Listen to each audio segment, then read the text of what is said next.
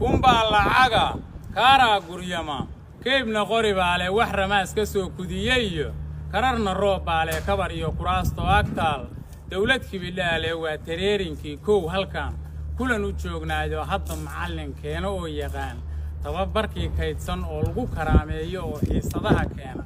iyo kuman ka baxay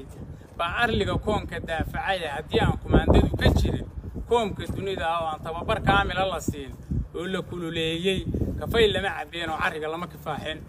kalluun lama dabteen oo badaha lama kulaaleen kiin lama arooseen hablihi kaamilka ahaa